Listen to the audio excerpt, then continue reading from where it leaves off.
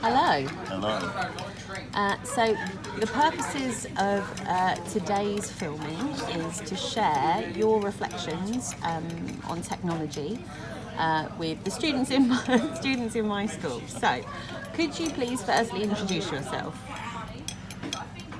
Introduce yourself. Stop laughing. Introduce yourself. Stop it. Come on. I'm Mr.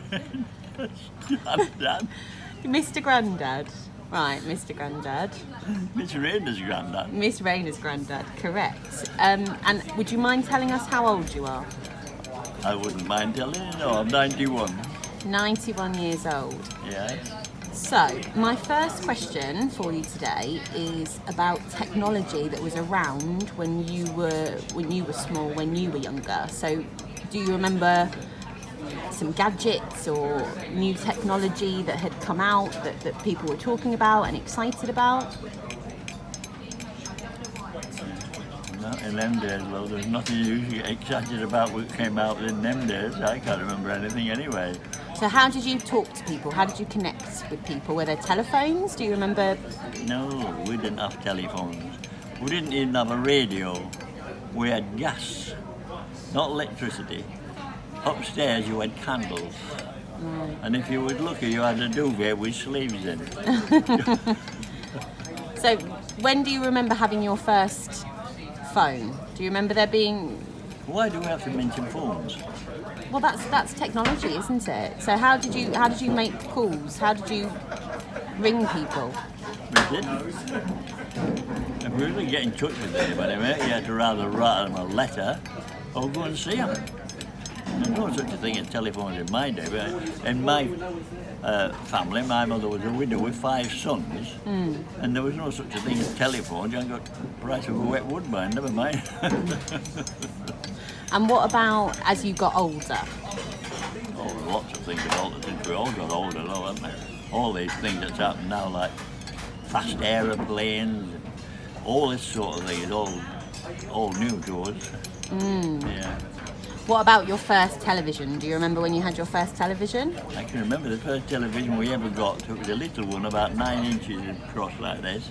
And the lady who had it, couldn't turn it on or off. She didn't know nothing about it, didn't want it, give it to me. But it wasn't a very good one. But I took it off her anyway, and I messed around, and I actually got a film on it. And I left it with my wife while I went to play darts up the pub. And when I went out, there was a lady on there playing a big bass fiddle thing. And when I come back, she was still on there, and my wife was sat there glued to the telly.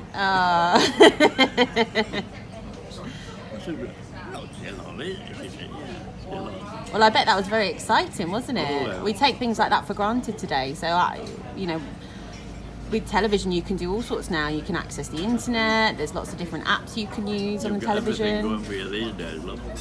But is it a better world? Not by a long way. No? No. You don't think so? No.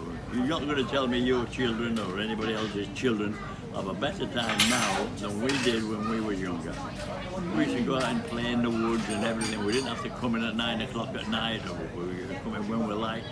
We had a great time. But here, now, the old people, they haven't even gone out on the streets.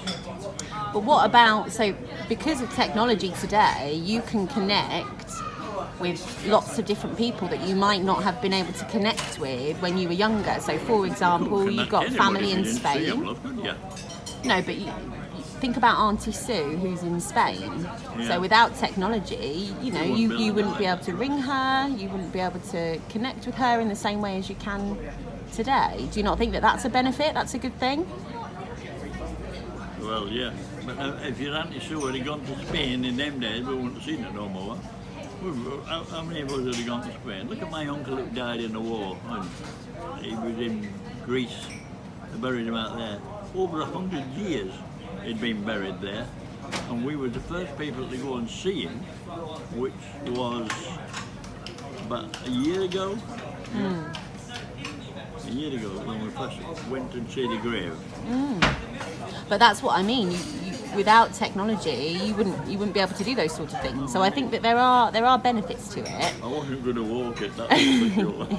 Can I ask you one more question? Oh, you can ask me anything you like. So, as a 91-year-old man living in a world where technology is advancing and growing really, really quickly, how does that make you feel?